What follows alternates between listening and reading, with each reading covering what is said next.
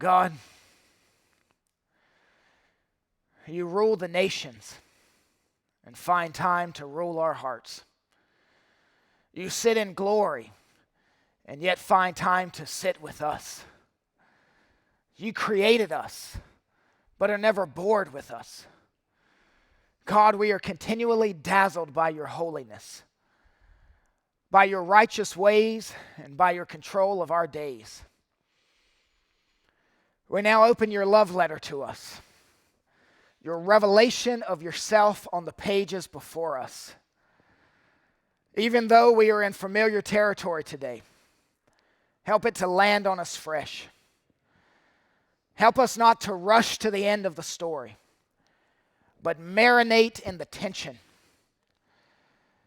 During my preaching, would you fill the gaps of my deficiencies and help it to be a demonstration of the power of God? Please take this text and use it to embolden your frightened children, to wake up your sleeping children, to steady your staggering children, and to bring into your fold new children. Do this among us for the praise of your glory. Amen. We are approaching an old and busted and bruised text, an old busted and bruised story. It's old and busted because everyone has heard it preached. It's perhaps the most common Old Testament story told in kids' church. It's a go-to for pastors if they ever actually preach the Old Testament. If I were a betting man, and you know how pastors like to gamble, I would wager you've heard this Old Testament story preached more than any other. Even those of you with us who are non-Christians, you've heard of the David and Goliath story. It's referenced in boxing events, talking about an underdog story. It's in college basketball where a big school faces the small school. This is the David and Goliath story. In March Madness, it's the 16 seed beating the 1 seed. David beat Goliath. Everyone knows the David and Goliath story. But do you really know it? Here's why you need what I'm about to lay down. One, when most of you have heard this story preached, you've heard it, might I say, wrongly, maybe too strong, inadequately, may not be strong enough. Pastors and teachers can butcher this story easily, and that's what often happens. They do not treat it with integrity. They play fast and loose with it. You need this exposition today because you need to see this text treated with integrity. We do not want to bruise this story. I'm not denying this is well-plowed ground. I'm just afraid it's been plowed incorrectly. The second reason you need what I'm about to lay down is this story reveals something about your God that you desperately need to understand. He's laying out an aspect of his character on paper, and it should make us fall on our knees and worship. The third reason you need this story is because God may use this story to open your eyes about how to interpret all the stories of the Old Testament. That's what happened to me. 10 years ago, I heard Graham Goldsworthy preach this text like I had never heard anyone before. It impacted me. I thought, I've missed this for years. How have I missed this? Goldsworthy used it to teach me biblical theology, the quest for the big picture, the overview, the unfolding drama of redemption. The riches of Christ are inexhaustible in the Old Testament, and biblical theology is a way to uncover them. Biblical theology is allowing the Bible to tell its own story, seeing each individual act within a series of progressive acts that God deploys to save his people from their sins. What a proper treatment of this text did for me 10 years ago, I'm hoping will do for you today. Here's how we will go at it. First, approaching the David and Goliath story with fresh eyes. It's 58 verses. The narrator tells the story slowly and dramatically for full effect. I want to pull all that out, to feel the tension, to be on location, to see the sweat pouring and the hands shaking. Pray even now, Lord, help me to go into this text with fresh eyes. Help me to see what before I have not seen. Put me in the text watching with eager expectation. One, approaching the David and Goliath story with fresh eyes. Secondly, how to make the David and Goliath story about yourself. This is how people bruise the text, butcher the text, misuse the text, misread the text. They view it as a single act disconnected from all of God's other acts, which leads to preaching a moralistic, therapeutic sermon.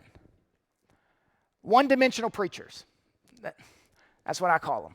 One-dimensional preachers. They can only view the text with an eye toward imitation. May we not be clumsy and botch one of the most dramatic narratives in the Old Testament. Thirdly, revealing how the David and Goliath story points to Christ. We'll take them one at a time and spend the majority of our time on the first one. But let's begin approaching the David and Goliath story with fresh eyes. 1 Samuel 17, verse 1. Now the Philistines gathered their armies for battle, and they were gathered at Succoth, which belongs to Judah. Jump to verse 2. And Saul and the men of Israel gathered and encamped in the valley of Elah, and drew up in line of battle against the Philistines. And the Philistines stood on the mountain on the one side, and Israel stood on the mountain on the other side, with a valley between them. So let's picture this. The Philistine army mustered together their troops on one mountain, while the Israelite army countered on another mountain. 3 football fields in length separated the two. Below lies a wadi, which in the wintertime runs freely, which in the summertime is a dry riverbed. If either of the armies were to make an advance on the other, then for them to come down one side would immediately make them vulnerable to the army on the other side. So it's a stalemate. Everyone waits. Verse 4. And there came out from the camp of the Philistines a champion named Goliath of Gath, whose height was 6 cubits and a span. The Israelite soldiers are viewing the enemy from their bunkers. Suddenly, they see the giant of a man come out. The Philistines call him Goliath. He hit the genetic jackpot at birth. He's 9 feet 9 inches tall. He's taller than Shaquille O'Neal. He makes Yao Ming look vertically challenged. He's a champion, not an NBA champion, but a military champion. He doesn't have championship rings on his shelves. He has Israelite heads. Those are his trophies. One ancient Jewish writing said he was the one who killed Hophni and Phinehas. Some historians believe Goliath had a disorder known as gigantism. That's excessive abnormal growth hormones. Basically, he never stops growing. The tallest man alive today is in Turkey, and he has this disorder. He's 8 feet 2 inches tall. Goliath still has 1 foot 7 inches on him. So they say Goliath could have had an ancient form of gigantism. But I don't think so. Men that have gigantism aren't very athletic. They lumber around, and they aren't known as champions. Goliath was a tested warrior, not some Guinness Book of World Records attraction. He came from a family of giants, all incredible athletic military warriors. And what's interesting here is how the narrator goes on and on to describe Goliath. This may be the most detailed physical description of a person anywhere in the Bible. He continues in verse 5. He had a helmet of bronze on his head, and he was armed with a coat of mail. And the weight of the coat was 5,000 shekels of bronze. A coat of mail. Why is he carrying mail? Did he work for the post office as a side gig? No.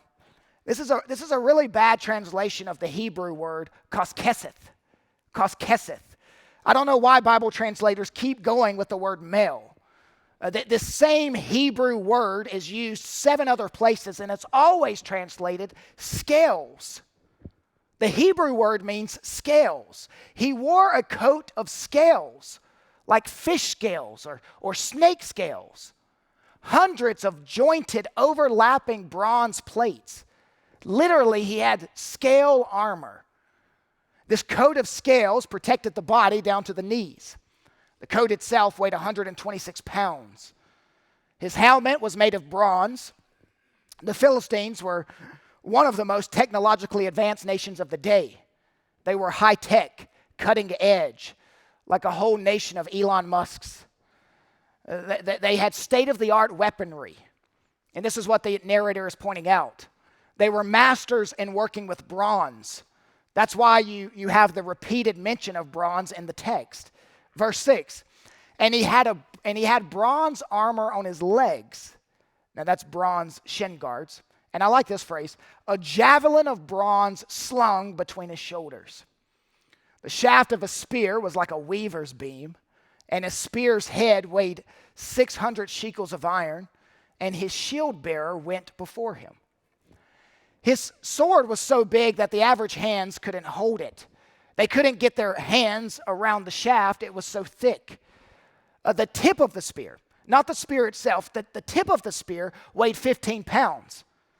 Imagine holding a massive long spear and having a 15-pound kettlebell on the end. Goliath had his own shield carrier. This shield was the equivalent of a bedroom door. Huge giant, huge sword, huge shield. His appearance was psychologically overpowering. He's a menacing, terrifying figure, and his armor is impenetrable. This hairy-chested beast is covered from head to toe in state-of-the-art combat gear. The sun reflected off the bronze to make this man more intimidating and blinding. His scale armor gives him the appearance of a serpent. He's a champion clothed like a serpent. Interesting note, there is only one weak spot in this advanced snake armor. It was the absence of protection for the face. Verse 8, this serpent champion stands and shouts to the ranks of Israel, and he says, "Why have you come out to draw up for battle? Am I not a Philistine? And are you not servants of Saul? Choose a man for yourselves and let him come down to me." Evidently, to save the inevitable massacre and bloodshed, this mammoth of a man suggests that the Israelites send their top warrior to do battle with him. If I kill you, your nation will be our slaves. If you kill me, our nation will be your slaves. One fight to the death. It's very efficient. Only one person dies.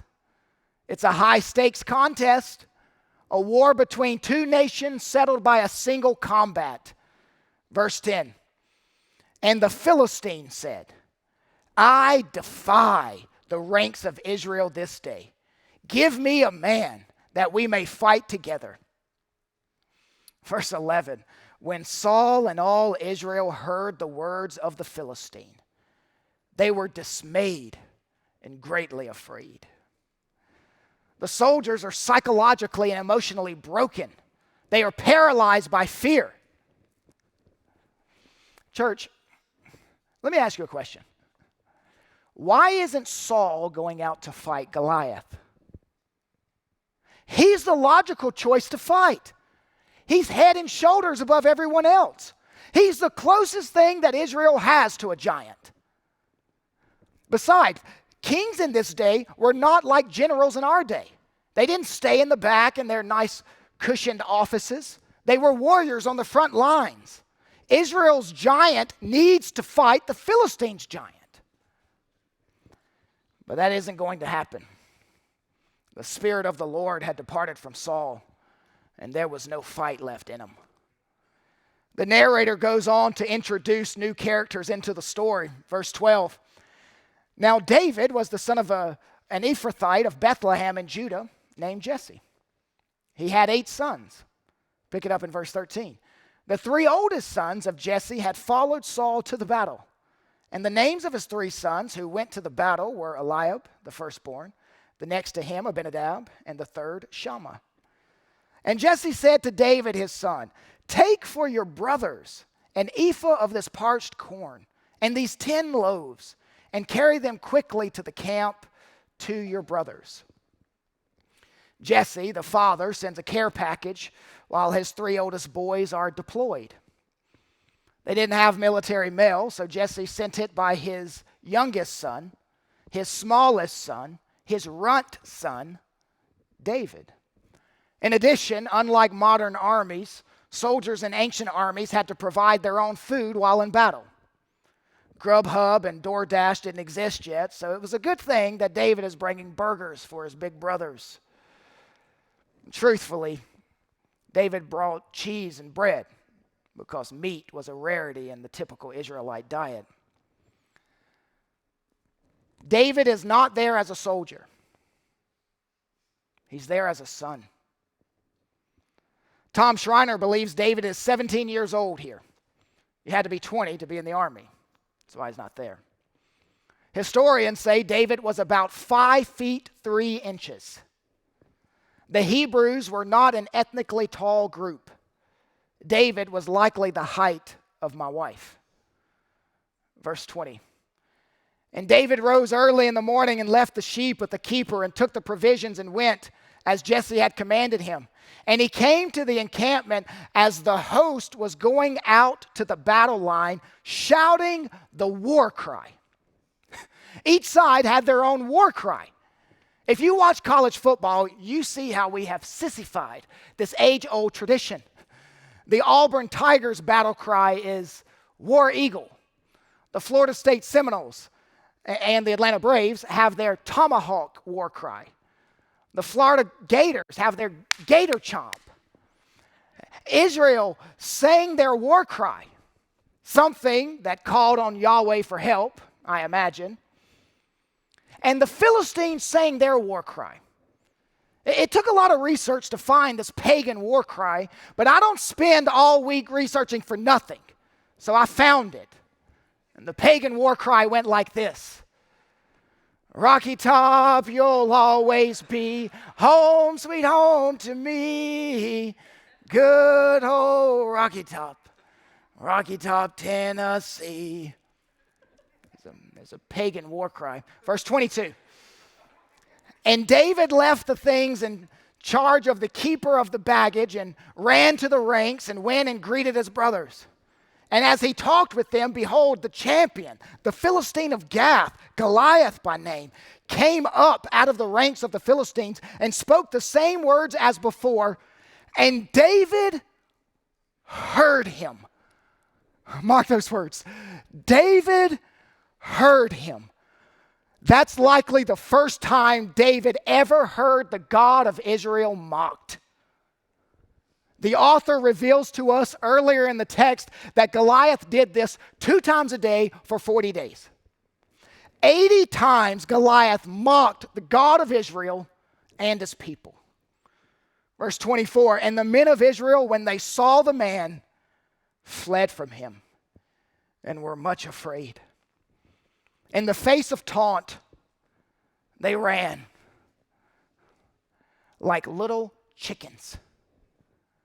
Goliath sings his battle cry and does his taunting dance, which likely wasn't the tomahawk, but maybe something like LeBron's silencer, symbolically walking around, pushing down on the floor, silencing his enemies. Verse 26, and David said to the men who stood by, what shall be done for the man who kills this Philistine and takes away the reproach from Israel?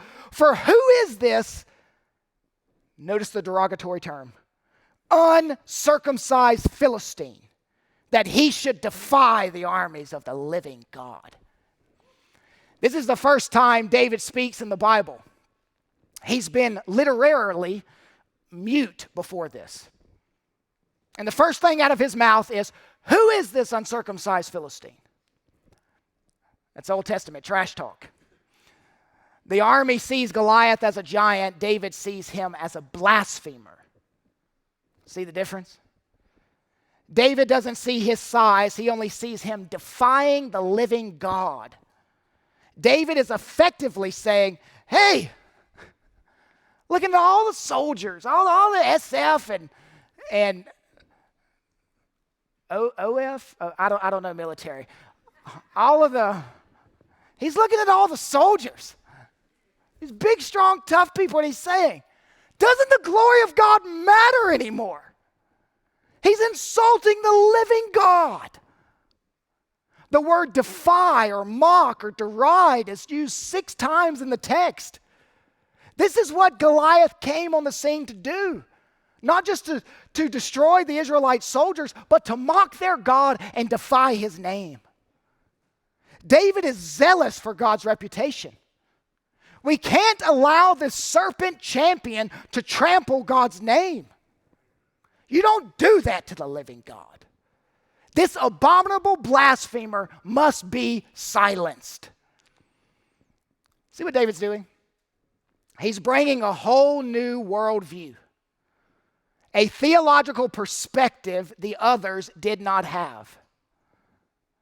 May we, like David, live like we actually believe we are the children of God. The rest of Israel is walking around with identity amnesia. David was shocked at no man's willingness to fight this behemoth of a man. He inquired more of the situation. What happens to the man who kills this blasphemer?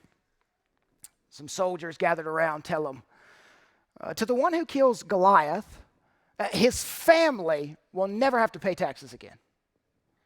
He'll receive a big load of cash, and he will marry the king's daughter. Verse 28. Now Eliab, his eldest brother, heard when David spoke to the men. And Eliab's anger was kindled at David. And he said, why have you come down? And with whom have you left those few sheep in the wilderness? I know your presumption and the evil of your heart, for you have come down to see the battle. David's older brother, Eliab, mocks David just like Goliath mocked Israel. There are 2 mockers in the text. Eliab questions his kid brother's intentions. There is history between these 2. The oldest and the youngest. Sibling rivalry. What are you doing here? Why aren't you minding your own business, tending that scrawny little flock of sheep? I know what you're up to. You've come down to see the sights, hoping for a ringside seat at a bloody battle. David, like Joseph, was opposed by his older brothers. Verse 29, and David said, what have I done now? Was it not but a word? In other words, all I did was ask a question. When David's words about the reputation of God were reported to Saul, it went all the way up the chain of command. That's how unusual it was for someone to be offended that God would be derided like this. When David's words about the reputation of God were reported to Saul, Saul wants to meet him. Verse 32. And David said to Saul, let no man's heart fail because of him. Your servant will go and fight this Philistine.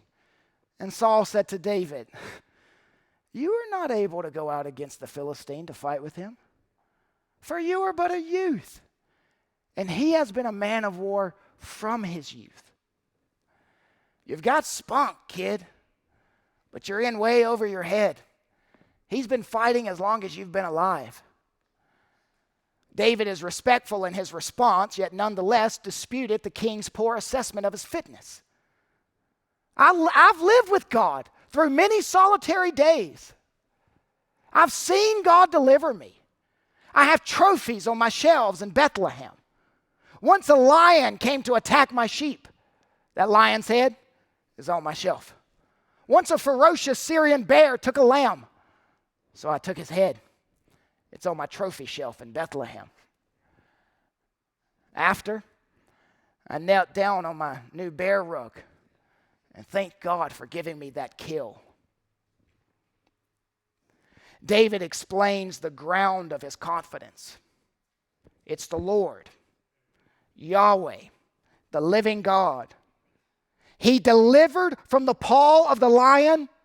He delivered from the paw of the bear.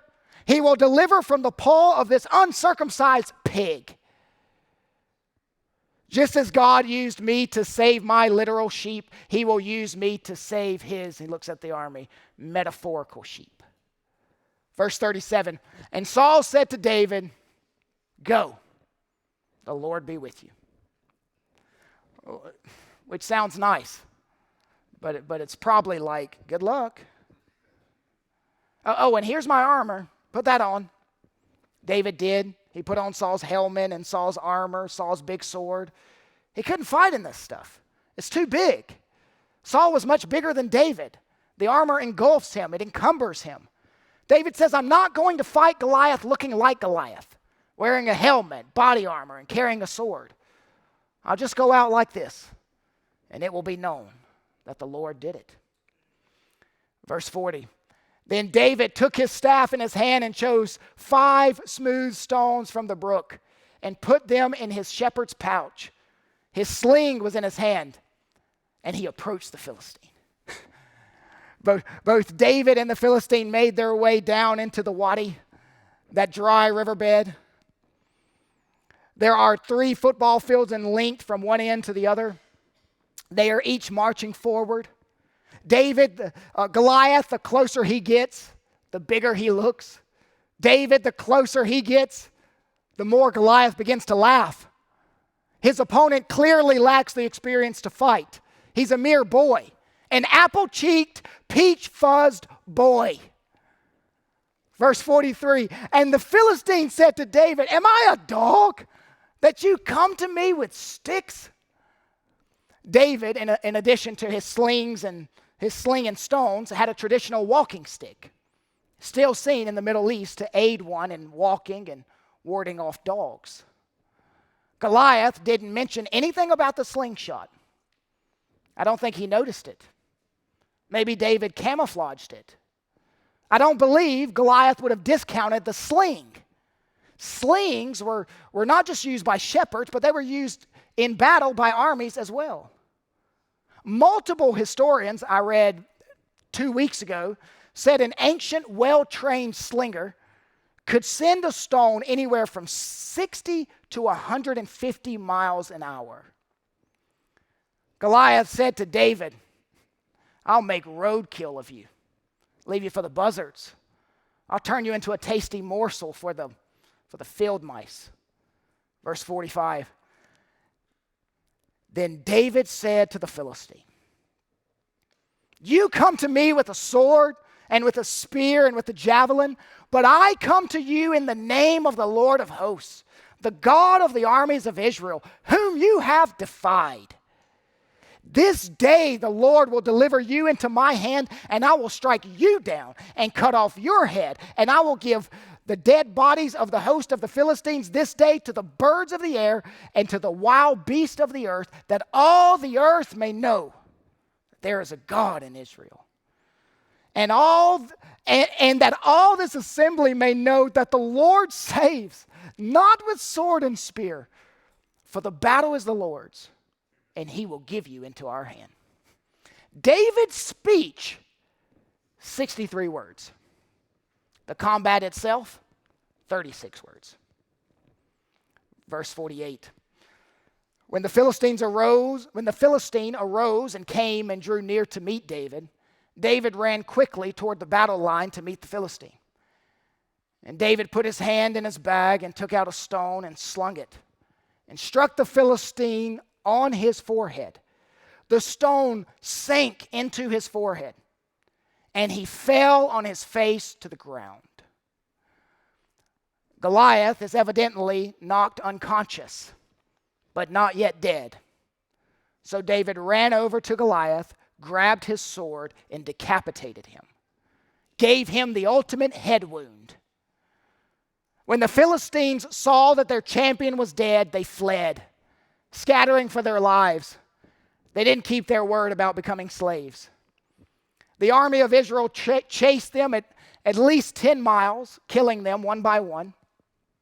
Notice the contrast in the text of the Israelite army. From the beginning of the chapter to the end of the chapter, first they were scared, now they have peace.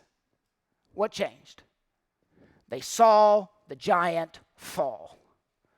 Verse 54, and David took the head of the Philistine and brought it to Jerusalem, and he put his armor in his tent. David took Goliath's giant head and brought it to Jerusalem. Now, this has confused scholars because Jerusalem at this time was not under Israelite rule. It was controlled by the Jebusites. It's possible that David slipped over there one night and affixed the giant head of Goliath to a wall, putting the Jebusites on notice. Do not defy the God of Israel. David took Goliath's sword and placed it in his tent. What tent? David wasn't on the front lines. He didn't bring a tent. He wasn't planning to spend the night. What tent? Well, Israel plundered the Philistines after the defeat, so David took Goliath's tent. What used to belong to Goliath now belongs to David. It's interesting that David kept accusing Goliath of a capital crime in Israel. The crime was blasphemy. Leviticus 24:16 says blasphemy is punishable by death, but a certain kind of death. Death by a certain means. Death by stoning. David stoned him with a small stone. Another interesting fact, King Saul was a Benjamite, meaning he came from the tribe of Benjamin. Peter Lightheart points out that in Judges, the Benjamites were known for their prowess with the sling. It says that in Judges chapter 20, verse 16. Israel had a Benjamite king, good with the sling, but they needed someone from the tribe of Judah. David, who out-Benjamined the Benjamite. Now, before we jump into the final two movements of this exposition, let's talk about the seeming contradiction that we find in this story. Notice in verse 55. And soon as Saul saw David go out against the Philistines, Saul said to Abner, the commander of the army, Abner, whose son is this? And Abner said, as your soul lives, O king, I do not know. And the king said, inquire whose son the boy is. Now, for those of you who have been following along through the 1 Samuel series, last week David was the guitar player. This week, he's the giant slayer. But the chronology of these two chapters do not line up perfectly. At the end of chapter 16, David is in Saul's service in his private chambers, playing an instrument to drive out the harmful spirit. Here in chapter 17, Saul doesn't know David. In chapter 16, it says Saul loves David. In chapter 17, he asks, who is this youth? How is that possible? A couple options. Option one, we modern people think history can only be given in chronological order. The ancients didn't think in that way. They organized events to make certain contrasts and parallels. Chapter 17 may very well be before chapter 16. The historical narrators tied stories together thematically, not just chronologically. Now that's option one. That's what I hold. Now option two. Alistair Begg said someone in his church once asked him, why haven't you preached through 1 Samuel yet? You've been through all the other books. Begg said, I don't want to preach through it until I know how the chronology works. Begg came to a different conclusion than I did. He thinks Saul does know David, but needed to know his father's name for freeing the family from taxation. Who is the boy's father? So I can formulate an edict. It's possible. Now the second movement. How to make the David and Goliath story about yourself.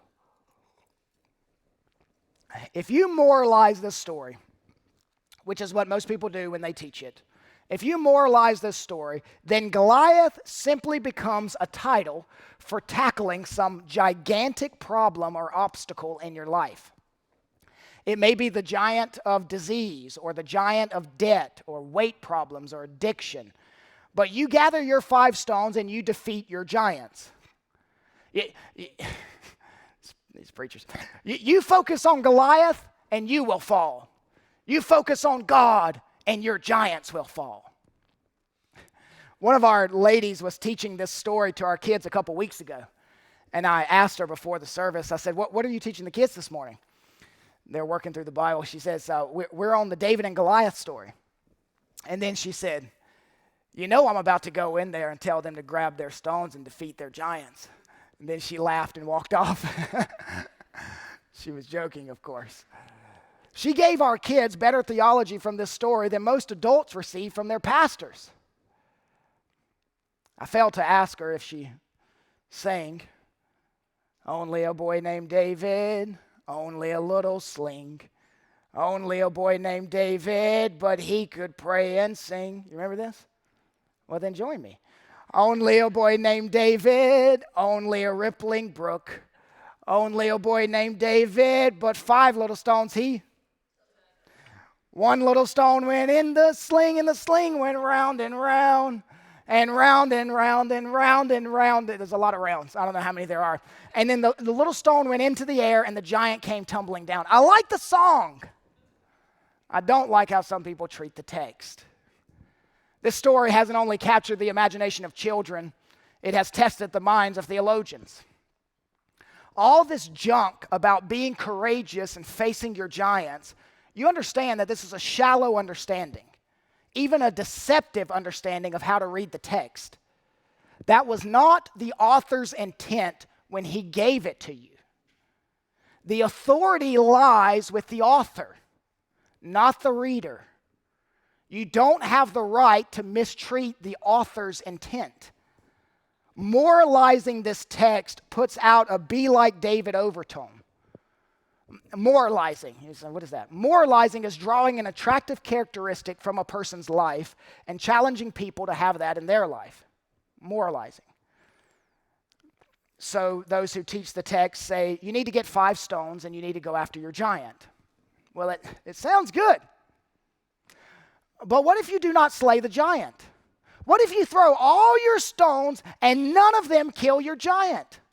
What if you try to cut off the head of your giant, but it gets up and laughs at you? What's the purpose of this story? To imitate David. We do not read the Old Testament like a Jewish rabbi. We must not limit the Old Testament narratives to moral examples, whether they be positive or negative. We must get to Christ, which is what our third movement does. Revealing how the David and Goliath story points to Christ. Revealing how the David and Goliath story points to Christ. Now, if I were not using this story as a way to teach you, and I were just preaching like it's a regular Sunday, then I would only use one of the 3 I'm about to give you. But since I'm teaching you this, I want to give you 3 today. 3 ways the story points to Christ. It's important for me to know that you know that there are different ways to faithfully get to Christ from an Old Testament text. So let me give you 3 ways. Way number 1, finding our champion who will defeat the serpent warrior. Finding our champion who will defeat the serpent warrior. Did you notice that Goliath was covered in scales? He had a coat of scales. He was dressed like a serpent, and he would die like a serpent. He would die of a head wound. The books of 1st and 2nd Samuel are obsessed with head wounds. Even those who escape beheadings get their hair or beard caught in something on the way to their demise. Now, do you remember way back in the garden? The serpent was punished because he lured Adam and Eve to sin. The serpent, of course, was Satan. Our text is merely another episode in that original battle. In 1 Samuel 17, Goliath becomes a part of the serpent's warfare. God promised in Genesis 3:15 that the seed of the woman, Jesus was born of woman, that the seed of the woman would one day destroy the serpent by a head wound. In our story, this Old Testament David, this serpent killer, provides a preview of a coming attraction, of a greater than David who will one day deliver his people. We look at this story and go on a search using biblical theology to find our champion, Jesus, who delivers the final head wound to the ultimate snake warrior. The message of the Gospels is what? Do not lose hope, for our David is here. Finding our champion. It's Jesus. All right, that's one way you could go at it. Way number 2. Finding our place in the story. How does this affect me? Finding our place in the story, how does this affect me? The David and Goliath story was not a backyard brawl between a bully and an underdog. I want you to notice the end of verse 43.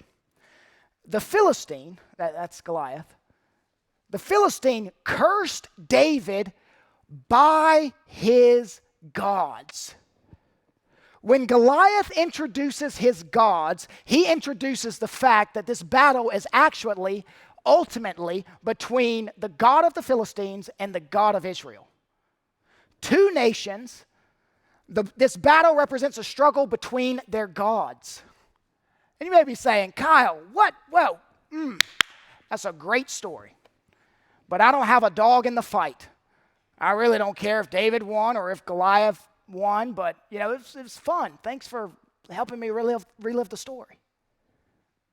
Well, you actually have a lot more than a dog in the fight. You have a soul in the fight. What would have happened if David lost that day? If David lost that day, you would have lost that day. How so? Well, we shouldn't only look at David from 1 Samuel 17, but also throughout the whole Bible. You find David in Matthew's genealogy and Luke's genealogy of Jesus. So let's just follow Matthew's genealogy. If David had been killed by Goliath, then there would be no David. Can we agree to that? Okay. If David had been killed by Goliath, there would be no David. If there were no David, then there would have been no Solomon. If there were no Solomon, follow the genealogy to the end, there would be no Jesus. In Luke, Jesus' genealogy is traced through David's son Nathan. If there were no David, there would be no Nathan. If there were no Nathan, follow the genealogy to the end, there would be no Jesus. If there were no Jesus, then you would be lost for eternity. This battle is not just about David. It's about redemption. It's about salvation. God is fighting for you. If David had been killed that day, then God's plan throughout the ages would have failed. But instead, Satan's endeavor to eliminate the chosen seed failed. He was trying to stop Jesus from being born. This story is not about David. It's about Jesus. Why did David win? He did not win because he spent hours practicing with his sling. He won because God would stop at nothing to bring his son into the world to face Calvary and redeem a fallen people. Do not see yourself overcoming the giant. See God overcoming the giant. In the David and Goliath story, we find Satan's failed attempt to stop the leak before the flood of Jesus' mercy and forgiveness overtakes humanity. We know something Goliath didn't know. He didn't know the fight was fixed. You are not David. But if you're obsessed with finding yourself in the story, then let's roll with that. But you're not David. You are the fearful and frozen army. The soldiers paralyzed and hopeless on the sidelines. You need a David to come and fight the snake warrior in your place.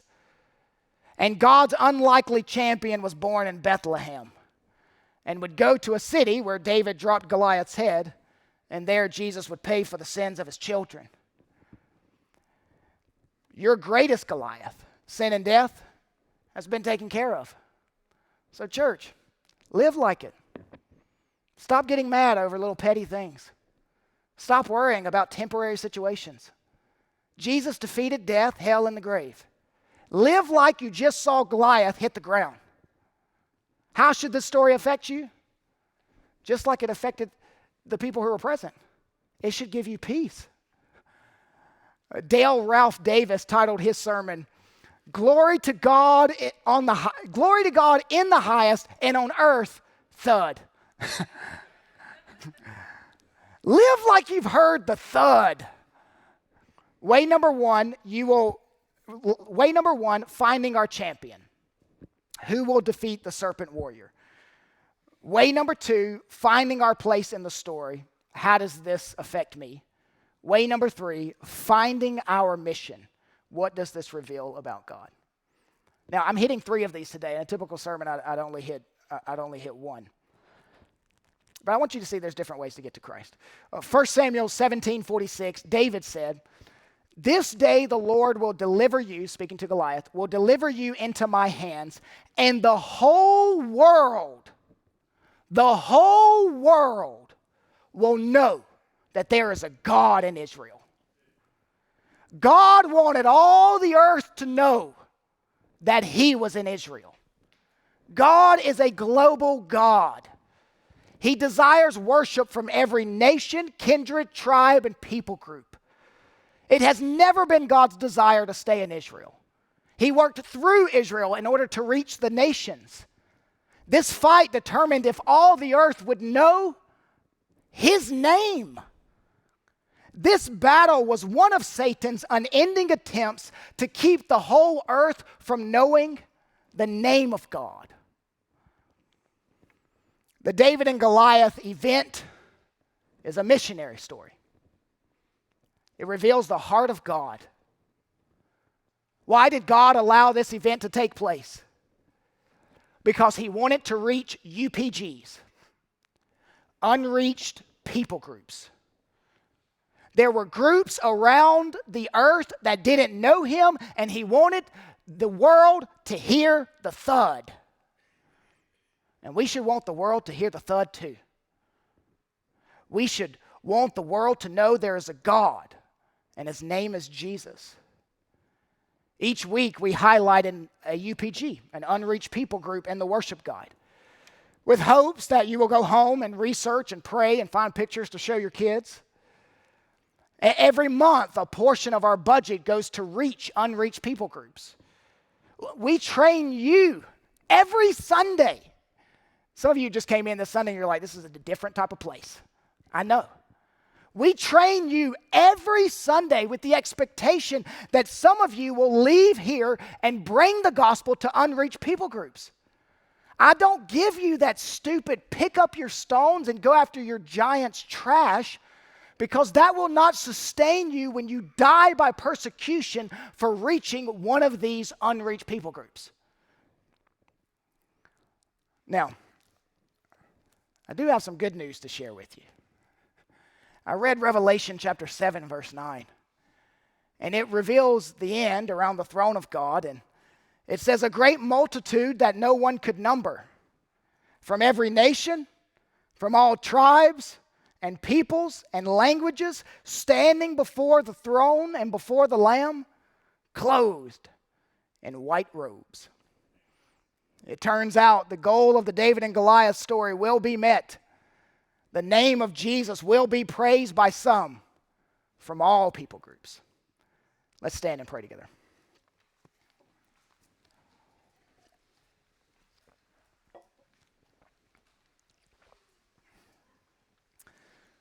Father, what a story. What a story that revealed your heart. I needed to see that today. I needed to see your heart. Your heart for the nations. Father, thank you for working out that David and Goliath event as you did. Because all of us at the time of that event were UPGs. We were unreached people groups. And you came to us. You pursued us. And we give you glory. Now as we sing, Would you clothe our words in the righteousness of Christ?